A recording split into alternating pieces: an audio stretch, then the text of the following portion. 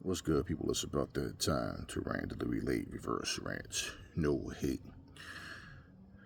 Question. It's really more a rhetorical question.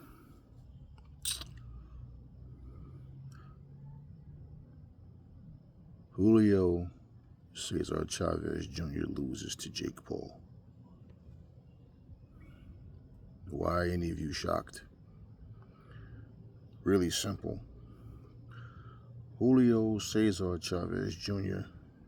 has been garbage his entire career.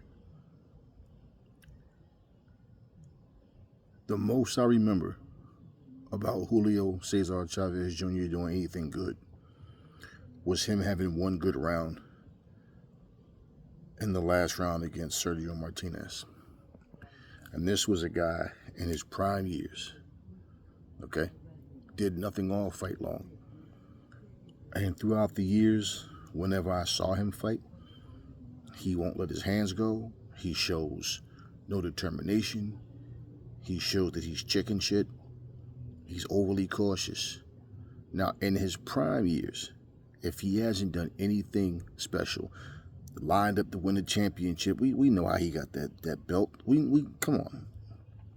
Now, you think at 39, a very inactive guy, and coming in fighting at a bigger weight than what he's used to, and even speaking about Jake Paul like this was going to be a good fight, shows you he knows he's trash. Because no real fighter actually views Jake Paul as a good fighter. Now, before you go and say, but Holyfield said he was good, listen, stop it. This dude is still a novice. Jake Paul is still trash. This is why he won't fight anybody his age. This is why he won't fight anybody that's worth a shit. I told you guys last year, Jake Paul is going to end up fighting for a title. I said, you watch what I tell you. And he's going to beat a trash fighter to get that opportunity. The WBA expressed last year that they would be interested in having Jake Paul in a title fight. Did they not? Yeah. So they said the winner of this fight would be ranked, right? So he's in the top 15. When you're in the top 15, you can fight for a title. Well, you heard Zurdo Ramirez calling out Jao Opetaia, right? This is what I believe is going to happen. You see, Jake Paul doesn't want to fight anybody in the top 15. He damn sure doesn't want to do that just for name's sake. Look at the amount of money he's made off of this sport. And because of his contributions to this sport, you all overlook what he lacks, what he isn't. Just for the sake of making a mega payday fight,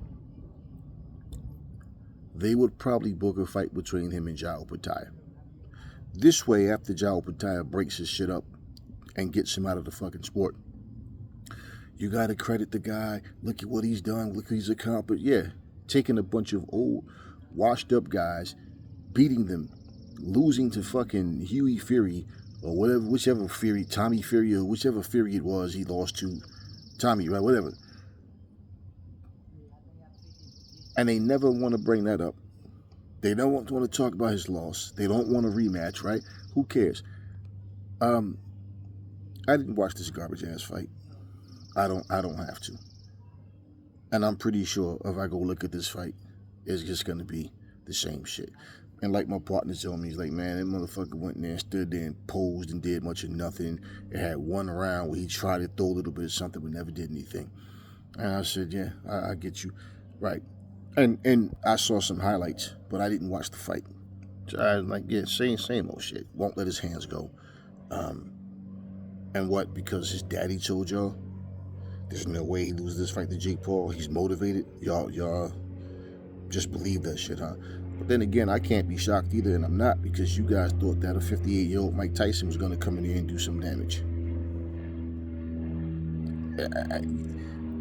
I realize in today's time, people can say anything and it'll spark a conversation. Somebody can sit here and tell you M&M's are 10,000% way better than Raisinets, and that will spark an argument. That will spark a conversation. People just pay attention to the silliest things. This is what a joke this sport has become. that a guy like Jake Paul, who you guys will make a success story out of, not because of his level of competition, but because he came into a sport like boxing, right? With all these sissies in here, with all these people that all they care about is money. Everything is about quantity, not quality. So when you can make $40 million fighting a guy who just had 8 blood transfusions and far past his prime, and we seem to forget that at 38, we saw him getting the shit beat out of him by Danny Williams, and at 58, somehow y'all thought this guy was rejuvenated. And what did his fucking coach say, his trainer? Mike Tyson is in the type of shape he could fight for a world title. And y'all believed it. Y'all started talking about how he could beat Anthony Joshua and Deontay and Fury and all of these guys. You know, and I just sat there and I thought, and I just said, wow, am I like the only smart guy left? Am I the only person with common sense left on this motherfucking planet? Like, what is wrong with you guys? It's not even like we saw Mike Tyson go out on a high note and there's some curiosity. We saw his skills diminished at 38 years old. We saw every time he stepped up, he lost to Holyfield, he lost to Lewis.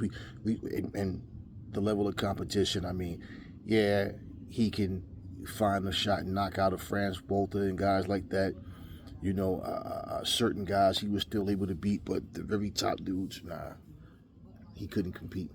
But y'all thought that he was going to win this fight. Jake Paul is trash and people know it. And I get it. People want to see him get knocked out. But bottom line is this has become a spectacle, the type of money, the amount of money. And for him to be able to land a fight on Netflix or wherever, you know, a fight will take place and it's huge money, Netflix has to want the fight first of all. And I'm pretty goddamn sure nobody wanted to see him versus no fucking Julio Caesar Chavez on Netflix.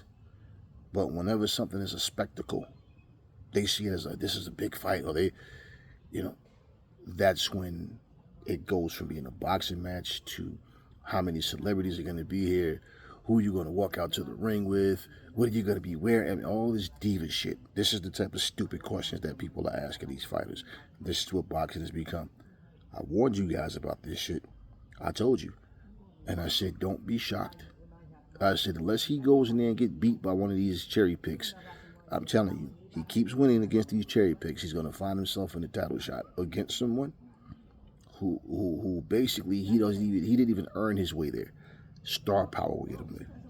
So, as far as him beating Julio Caesar Chavez wasn't ever shit. Is a guy that, man, when you use the term untapped potential, I feel like, okay, he got 2 arms and 2 legs. You know, okay, he's a human being. But in terms of what this guy was capable of doing, he never knew how to put it all together. Jake Paul knows how to cherry pick these guys. And that's what you see happening. Plain and simple. Impressed? Fuck no. Fuck no. No, I'm not impressed. But this is exactly what Jake Paul does. And look, this motherfucker is going to end up, and that's why he's fighting at cruiserweight. He wants to have some type of advantage or be able to go in there and you know, be the bigger guy against a guy like John Opataya or wherever he decides to go. Now, Zerto Ramirez is calling out John, which means he's willing to go up to cruiserweight. Jake Paul didn't make it clear if he wants to fight at cruiserweight or light heavyweight. I remember him saying he was going to be light heavyweight champion of the world at one time. I remember him saying that. I don't know who he sees as more of a threat between Zerto Ramirez and Jao Pataya, but whatever fight makes the most money and brings the less danger, that's the fight that he'll take. And pretty much, I really don't give a fuck about Jake Paul and watching his fights. This sport has been a disgrace long enough. It's all about money grabs, and when we do get some real fights, all you guys do is criticize and put down real fighters for going in and trying to fight, you know, wanting to fight the real fights and how they should fight and you know, when they should fight and how everything is a complaint. But you take a cornball like Jake Paul and act like this guy really accomplished something special. Nah, well, it is what it is. Julio Caesar Chavez Jr. hasn't never been shit. Never. So, this is what Jake Paul does. Let me cherry pick my wins, and the fact that this guy once held the title, you know, you know, years ago, way back when, and we, like I said, we know how he was set up to get that shot. But hey, this is this era's version of boxing. Talk to me in the comment section, y'all. Never fall in love with lies. Remember, the truth brings hate out of people, and I will catch y'all on the next video.